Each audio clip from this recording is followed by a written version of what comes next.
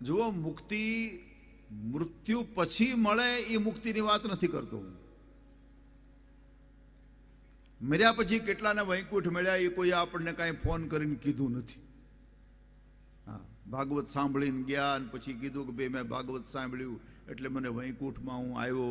હા હા, ઘણા કહીને તમને આ ધામ મળશે ને આ ધામ મળશે.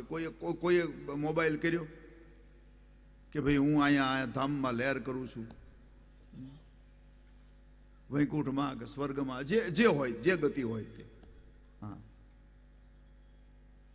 શ્રીમદ ભાગવત એમ કહે છે કે ભાઈ મૃત્યુ પછીની મુક્તિ એ તો ઠીક છે, મળે એ તો મળે, પણ મહાપુરુષોએ મુક્તિ માગી નથી.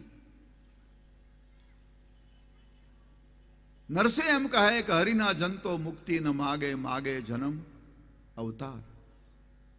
અરે આપણા જગતગુરુ શંકરાચાર્ય, આદ્ય જગતગુરુ શંકરાચાર્ય એને સ્પષ્ટ કહી દીધું, ન મોક્ષસ્ય આકાંક્ષા, મને મોક્ષની આકાંક્ષા નથી, મને સંસારના વૈભવની કોઈ ઈચ્છા નથી. વિભવાંછા આપી છે ને ભાઈ, ન વિજ્ઞાન આપે, મને વિજ્ઞાનની કોઈ અપેક્ષા નથી. એક અપેક્ષા છે,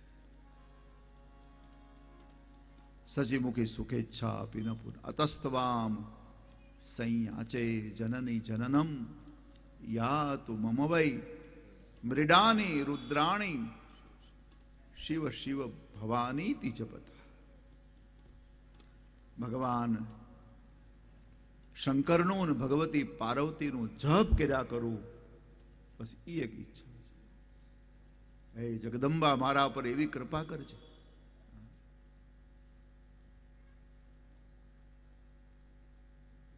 કે હું તારો અને ભગવાન શિવનો જાપ કર્યા કરું. એટલે આ મૃત્યુ પછીની મુક્તિની કામના મહાપુરુષોએ નથી કરી. જીવન મુક્તિનો અનુભવ કરવો એ વાત છે. જો મુક્તિ એટલે છૂટી જવું. કોઈ માણસ બંધનમાં જેલમાં હોય તો એને શબ્દ વાપરીએ, હવે જેલમાંથી મુક્ત થયો.